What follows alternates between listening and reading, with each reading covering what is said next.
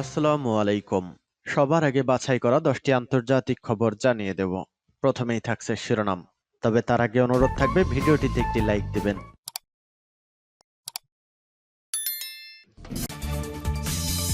জানিয়ে মুহূর্ত পর্যন্ত হাতে আসা আন্তর্জাতিক গুরুত্বপূর্ণ সংবাদসমূহ। শুরুতেই সংবাদ শিরোনাম। ইরানের হামলার জবাব দেওয়া নিয়ে চাপে নেতানিয়াহু। এরপর এরপর জানিয়ে দিব, এক ঘরে করে রাখলেও আমি ফিলিস্তিনদের পক্ষে থাকব বলছেন এরদোয়ান। জানিয়ে দিব, ইরানের হামলার জবাব দেওয়ার সিদ্ধান্ত নিয়েছে ইসরায়েল বলছেন ব্রিটিশ পররাষ্ট্রমন্ত্রী। এবার জানিয়ে দিব, ইরানে হামলা তো দূরে থাক, এই আলোচনা করাই উচিত নয়। এবার জানিয়ে দিব, মিয়ানমার সীমান্তের কাছে সামরিক মহড়া জোরদারের পরিকল্পনা চীনের। এবং সর্বশেষ জানিয়ে দিব, প্রেসিডেন্ট এরদোয়ানের সঙ্গে বৈঠকে তুরস্কে যাচ্ছেন হামাস নেতা হানিয়া। এতক্ষণ শুনছিলেন সংবাদ শিরোনাম, এখন বিস্তারিত। ইরানের জবাব দেওয়া নিয়ে চাপে নেতানিয়াহু।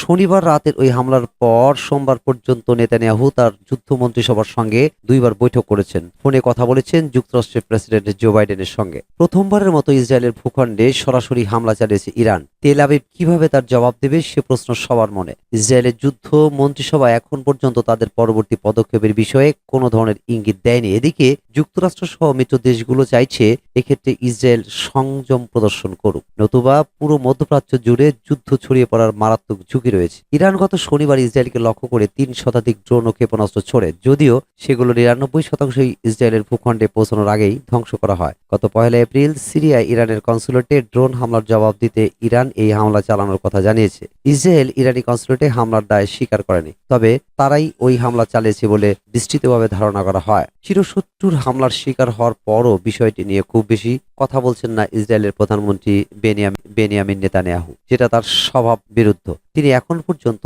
ইরানের হামলার বিরুদ্ধে তার দেশ কি ধরনের প্রতিক্রিয়া দেখাতে চলেছে সে বিষয়ে কিছু বলেনি। ইরানের ওই হামলার পর ইসরায়েলের পাশে দৃঢ়ভাবে অবস্থানের কথা জানিয়েছে দেশটির সবচেয়ে প্রভাবশালী মিত্র যুক্তরাষ্ট্র, তবে সঙ্গে এও বলেছে যে তারা ইরানের বিরুদ্ধে কোনো প্রতিশোধমূলক পদক্ষেপ নেবে না এবং তারা এ ধরনের পদক্ষেপের সমর্থন করে না। যুক্তরাজ্য এবং ফ্রান্স সহ ইসরায়েলের অন্যান্য মিত্র দেশগুলো একই সুরে কথা বলেছে। এদিকে দেশের ভেতর বেশ কয়েকজন রাজনীতিক নেতানিয়াহুর প্রতি ইরানের হামলার কঠোর জবাব দেওয়ার আহ্বান জানিয়েছেন। শনিবার রাতে জাতীয় নিরাপত্তা মন্ত্রী আইটামার বেন জভির কঠোর পাল্টা জবাবের প্রয়োজনীয়তার কথা বলেন। সামাজিক যোগাযোগ মাধ্যম এক্সে এক পোস্টে তিনি লেখেন, এখন পর্যন্ত প্রশংসনীয় প্রতিরক্ষা, এখন অবশ্যই একটি ঘুরিয়ে ফেলার মতো পাল্টা জবাব চাই। তাড়াহুড়োর প্রয়োজন নেই। শনিবার রাতের ওই হামলার পর সোমবার পর্যন্ত নেতানিয়াহু তার যুদ্ধ মন্ত্রিসভার সঙ্গে দুইবার বৈঠক করেছেন। ফোনে কথা বলেছেন যুক্তরাষ্ট্রের প্রেসিডেন্ট জো বাইডেনের সঙ্গে, কিন্তু রবিবারের পর তিনি এ বিষয়ে জনসম্মুখে আর কোনো কথা বলেননি। শুধু সামাজিক যোগাযোগ মাধ্যম এক্সে একটি ছোট্ট পোস্টে ইসরায়েলি প্রতিরক্ষা বাহিনীর প্রশংসা করেছেন। নেতানিয়াহু কিছু না বললেও ইসরায়েলের প্রধানমন্ত্রী হার্জি হালেভি সোমবার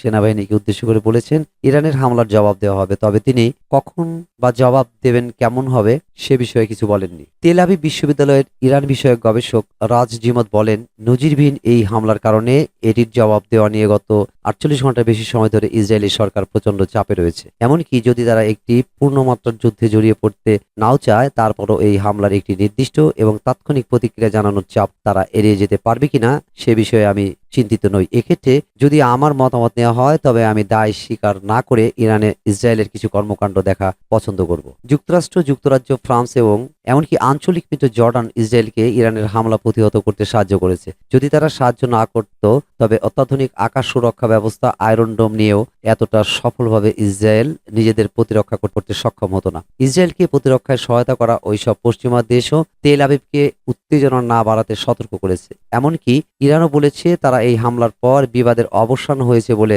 ধরে নিয়েছে, যদি না ইসরায়েল আরেকটি ভুল করে। যদি ইসরায়েল পাল্টা হামলা করে, তবে আরও গুরুতর জবাব দেওয়া হবে বলেও সতর্ক করেছে তেহরান। গাজা যুদ্ধের কারণে এমনিতেই আন্তর্জাতিকভাবে বিচ্ছিন্ন হয়ে পড়তে শুরু করেছে ইসরায়েল। এই অবস্থায় মিত্ররা সতর্কবার্তা উপেক্ষা করে ইসরায়েল ইরানে হামলা চালায় কিনা সেটা এখন দেখার বিষয়। এক রাখলেও আমি ফিলিস্তিনদের পক্ষে থাকব বলছেন এরদোগান। মধ্যপ্রাচ্যে ফিলিস্তিনদের পরাধীন করে রেখেছে দখলদার ইসরায়েল। যুগ যুগ ধরে এই অন্যায় চলে আসছে। যুক্তরাষ্ট্র, যুক্তরাজ্য সহ শক্তিধর রাষ্ট্রগুলো ইসরায়েলের পক্ষে। তারা একের পর এক ভূমি দখল করে নিচ্ছে ফিলিস্তিনদের। তারা আজ নিজ ভূমে পরাধীন। গত ৭ অক্টোবর থেকে চলা যুদ্ধে ৩৩,৮০০ ফিলিস্তিনিকে হত্যা করেছে ইসরায়েল। বহু সম্পদ স্থাপনা ধ্বংস করেছে। এখনও যুদ্ধ বন্ধের কোনো লক্ষণ নেই। এমতাবস্থায় ফিলিস্তিনদের পক্ষে থাকার ঘোষণা দিয়েছে তুরস্কের প্রেসিডেন্ট রিসেপ তাইয়েপ এরদোগান। বুধবার নিজ দল একে পার্টির সংসদীয় দলের সভায় তিনি বলেন, আমাকে একঘরে করে রাখলেও আমি ফিলিস্তিনদের পাশে থাকব। খবর ডেইলি সাবার। গত 7 অক্টোবরের পর থেকে ফিলিস্তিনদের উপর হত্যাযজ্ঞ চালানোর ঘটনায় ইসরায়েল ও দেশটির প্রধানমন্ত্রী বেনিয়ামিন নেতানিয়াহুর চাঞ্চল্য সমালোচনা করে আসছেন এরদোগান। হামাস যোদ্ধাদের দেশপ্রেমিক বলে আখ্যা দেন এরদোগান। প্রথম বিশ্বযুদ্ধের পর তুরস্কের স্বাধীনতার পক্ষে ছিল হামাস।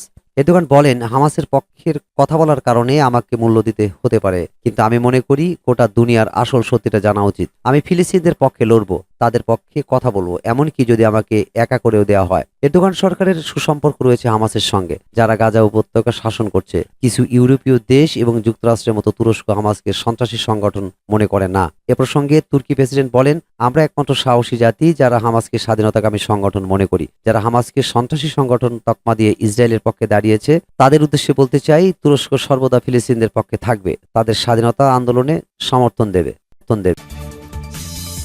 ইরানের জবাব দেওয়ার সিদ্ধান্ত নিয়েছে ইসরায়েল।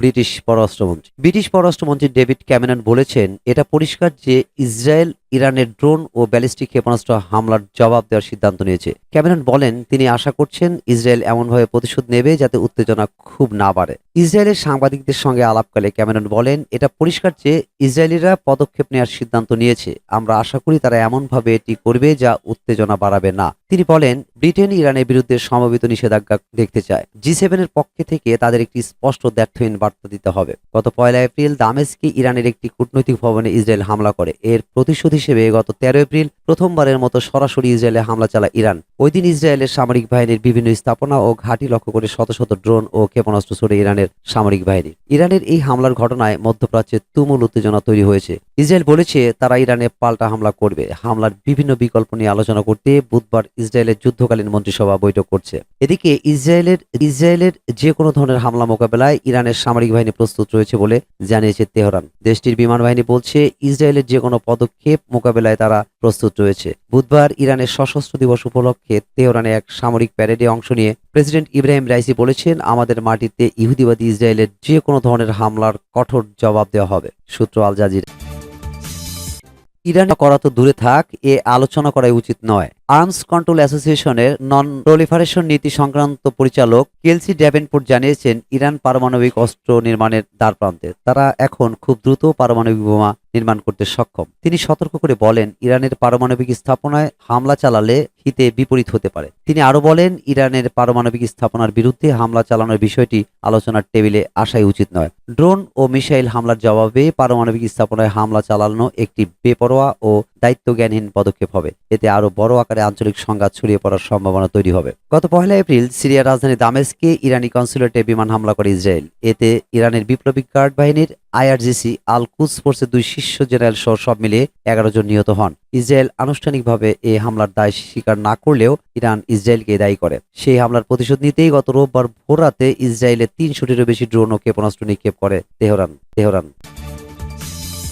সীমান্তের কাছে সামরিক মহড়া জোরদারের পরিকল্পনা চীনের। মিয়ানমারের বিদ্রোহী জোট গত সপ্তাহে থাইল্যান্ড সীমান্তবর্তী গুরুত্বপূর্ণ শহর মায়াবতীর দখল নেয়। ইংল্যান্ডের সঙ্গে স্থলপথে মিয়ানমারের বাণিজ্যের বেশিরভাগটাই হয় এই শহরের উপর দিয়ে। মিয়ানমারের সীমান্ত অঞ্চলগুলোতে দেশটির বিদ্রোহী জোটের সঙ্গে সেনাবাহিনীর লড়াই জোরালো হচ্ছে। এমন পরিস্থিতিতে মিয়ানমার সীমান্তে নতুন করে সামরিক মহড়া শুরুর কথা জানিয়েছে চীন, যদিও তারা এই মহড়ার সঙ্গে প্রতিবেশী দেশের যুদ্ধাবস্থার কোনো সম্পর্ক থাকার বিষয়ে কিছু বলেনি। বুধবার থেকে ওই মহড়া শুরু হবে, যেখানে চীন আকাশ সুরক্ষা এবং লাইভ ফায়ার মহড়া করবে। এ মাসে দ্বিতীয়বার চীন এ ধরনের মহড়া করতে চলেছে। মিয়ানমারের বিদ্রোহী বাহিনী গত সপ্তাহে থাইল্যান্ড সীমান্তবর্তী গুরুত্বপূর্ণ শহর মায়াবতীর দখল নেয়। থাইল্যান্ডের সঙ্গে স্থলপথে মিয়ানমারের বাণিজ্যের বেশিরভাগটাই হয় মায়াবতী শহরের উপর দিয়ে, যে কারণে মিয়ানমার সেনাবাহিনী এ সপ্তাহে শহরটি পুনঃদখলের চেষ্টা করেছিল, কিন্তু ব্যর্থ হয়েছে। চীনের রাষ্ট্রীয় সম্প্রচার মাধ্যম CCTVর খবরে বলা হয়, বার্ষিক প্রশিক্ষণ কার্যক্রমের অংশ হিসেবে এ সপ্তাহে চীনের সাউদার্ন থিয়েটার কমান্ড মহড়া করবে। চীনের সৈন্যরা সবসময় জরুরি পরিস্থিতিতে সাড়া দিতে এবং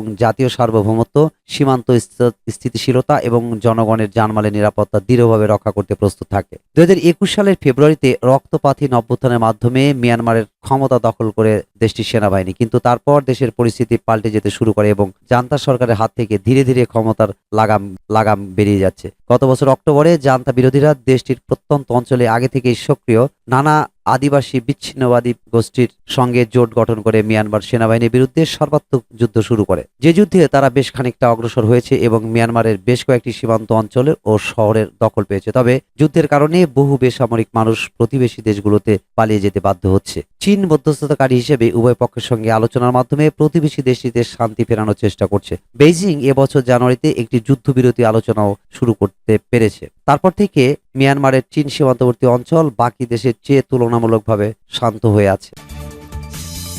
প্রেসিডেন্টের সঙ্গে বৈঠকে তুরস্কে যাচ্ছেন হামাস নেতা হানিয়া। হামাসের রাজনৈতিক ব্যুরোর নেতা ইসমাইল হানিয়া চলতি সপ্তাহে তুরস্কের প্রেসিডেন্ট রিসেপ তাইয়েপ এরদোয়ানের সঙ্গে বৈঠক করবেন বলে জানিয়েছেন সম্প্রচার মাধ্যম এনটিভি। আল জাজিরার খবরে বলা হয়েছে, গাজার উত্তরাঞ্চলে গাড়িতে ইসরায়েলি বিমান হামলায় 3 সন্তান ও 4 নাতি-নাতনি সহ পরিবারের 7 সদস্যকে হারানোর পর 1 সপ্তাহেরও বেশি সময় পর এই বৈঠকের পরিকল্পনা করা হলো। তুরস্কের প্রেসিডেন্ট এরদোয়ান হামাসের সমর্থক হিসেবে পরিচিত।